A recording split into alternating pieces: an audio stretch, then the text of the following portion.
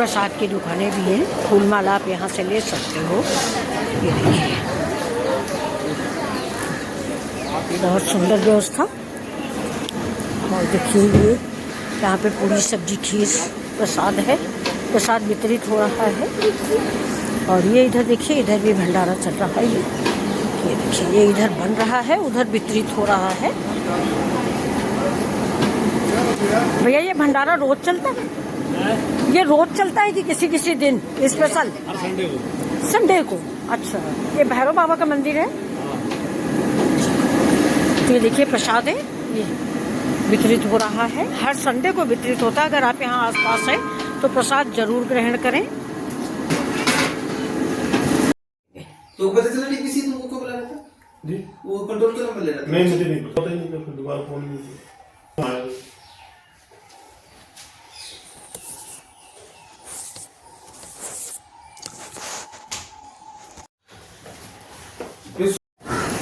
ये देखिए ये नेहरू गार्डन में भैरव बाबा का मंदिर है। यहाँ पे देखिए भंडारा परमानेंट चलता रहता है 2-2 जगहों पे, एक उधर भी है एक इधर भी है। और मैं हमेशा नेहरू गार्डन आती हूँ लेकिन आज पहली बार पता चला कि यहाँ भंडारा भी चलता है। तो हम लोग भी भंडारे का प्रसाद ग्रहण करें। चलते हैं प्रसाद